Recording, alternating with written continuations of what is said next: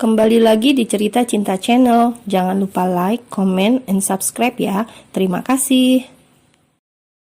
Mas Gara akan segera pulang, Bening. Tidak sabar mau memeluk kamu.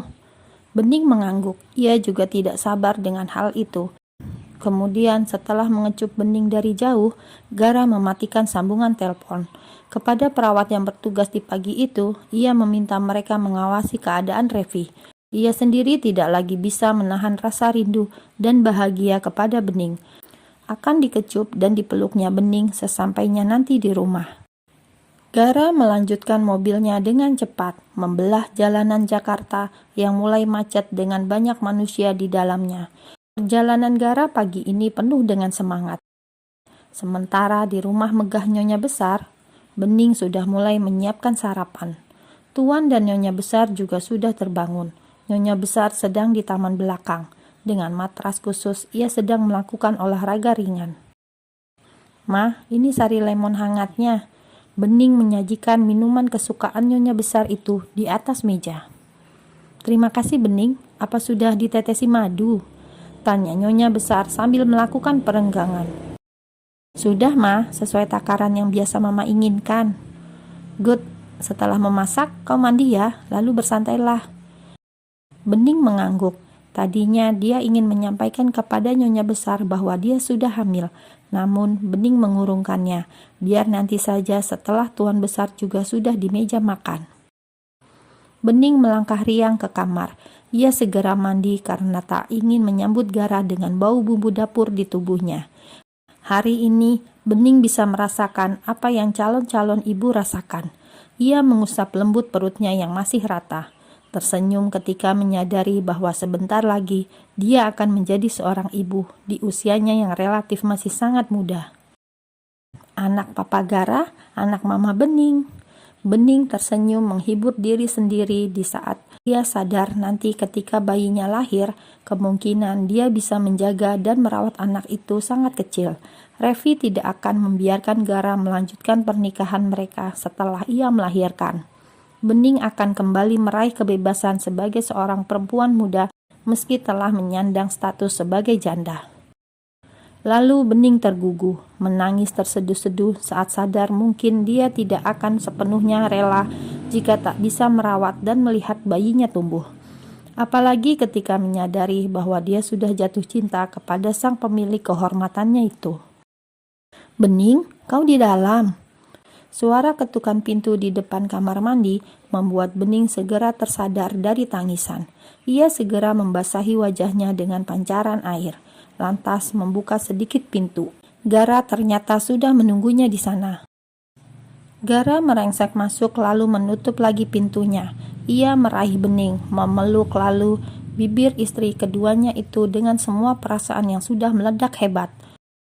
Bening bisa merasakan air matanya kembali mengalir dan menyatu bersama pancaran air.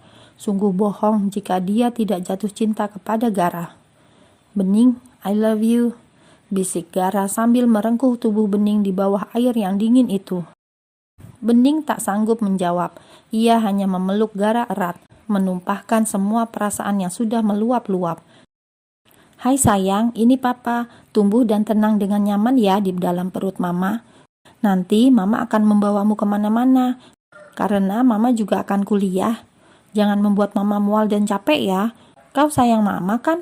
"Sama, Papa juga sangat sayang Mama," kata Gara sambil berbicara di depan perut Bening. Bening tak mengatakan apapun selain hanya tersenyum sembari mengusap kepala Gara yang tengah berada di depan perutnya itu. Lalu Gara berdiri lagi, memberi kecupan di kening Bening. Setelah mandi, Bening dan Gara yang sudah rapi turun kembali ke ruang makan. Kedua orang tuanya sudah menunggu di sana. Mereka menyambut Bening dan Gara untuk makan bersama. "Ma, Pa, aku punya kejutan buat Mama dan Papa pagi ini." "Oh ya, kejutan apa itu?" Papa bertanya dengan antusias sembari memasukkan makanannya ke dalam mulut. "Bening sudah hamil." Hening sesaat, tapi kemudian Tuan Besar refleks berdiri. Ia menatap Bening dan Gara bergantian, sama halnya dengan Nyonya Besar yang sedang mengerjap-ngerjapkan matanya. "Bening hamil? Bening, kau sudah hamil?" Tanya Tuan Besar sambil menatap istrinya dengan mata berbinar-binar. Bening dan Gara mengangguk. Tuan dan Nyonya Besar saling berpandangan beberapa saat, tapi kemudian mereka saling berpelukan, berseru dengan riang. Putra bungsuku hebat, Ti, Ti. Nyonya Besar berseru kepada kepala pelayan. Iya Nyonya, saya Nyonya. Ke pasar Ti, ajak Diman belanja buat acara malam nanti. Acara apa Nyonya? Tanya Bu Tuti tidak mengerti.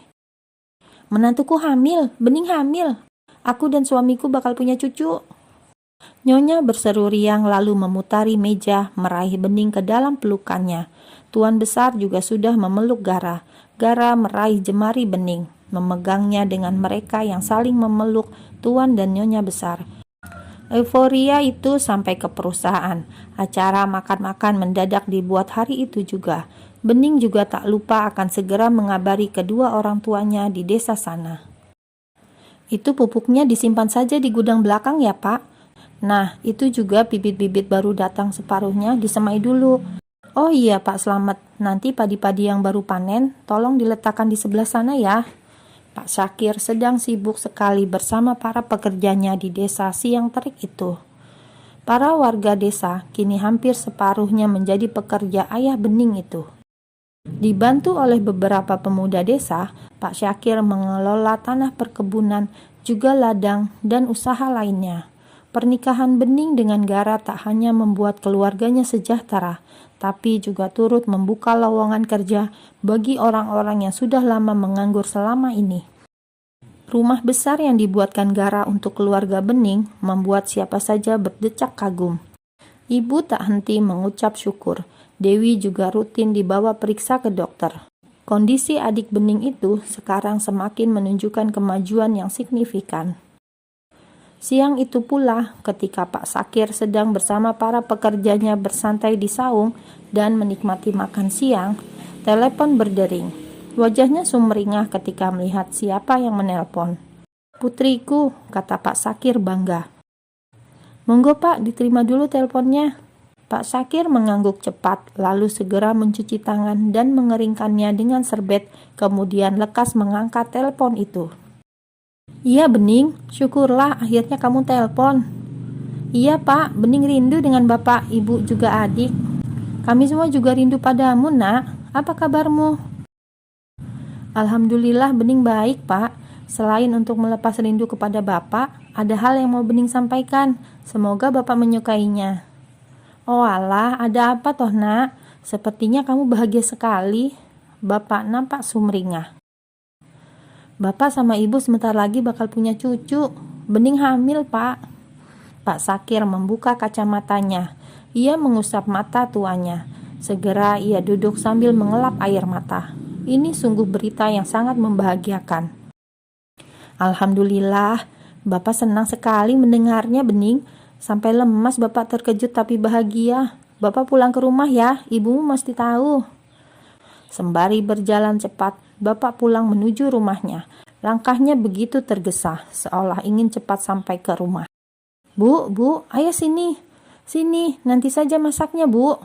Bapak berseru membuat ibu yang berada di dalam segera mematikan api kompor dan setengah berlari mendekati suaminya. Ada apa toh Pak? Bicara sama Bening, ada kejutan buat ibu. Halo Ning, ini ibu nak. Ada apa? Kenapa Bapak panik begitu Ning? Ibu, Bening hamil. Ibu sama Bapak bakal punya cucu. Beneran ini Ning? Pekik ibu. Betulan ibu, Bening sudah mengandung, sebentar lagi akan jadi ibu. Ya Allah, Alhamdulillah Ning. Jaga kesehatanmu nak, jangan terlalu banyak bergerak, jangan banyak pikiran juga. Bening juga akan segera kuliah Bu, Mas Gara yang menguliahkan Bening. Ibu tak dapat lagi membendung rasa bahagianya.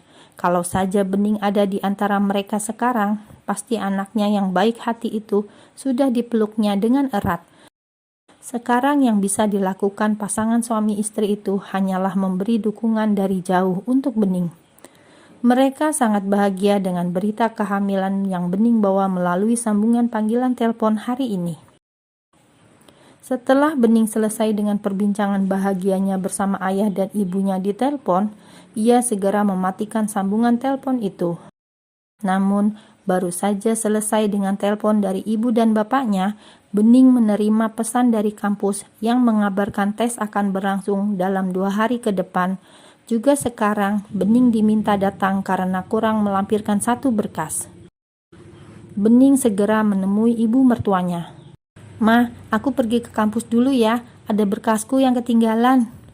"Pergilah Bening, hati-hati ya. Kau pergi dengan Diman saja, jangan sendirian." "Baik, Ma." Bening melangkah lagi menuju kamar, lalu mengganti baju dengan kaos lengan panjang yang pas di tubuhnya, juga celana jeans panjang pula. Bening tak lupa mengabarkan kepada Gara kalau dia akan segera ke kampus. Pesannya belum dibalas. Gara pasti sedang meeting di perusahaan. Revi sendiri belum sadarkan diri. Hal itu diketahui dari perawat yang merawat Revi di rumah sakit melalui telepon yang dilakukan Nyonya Besar.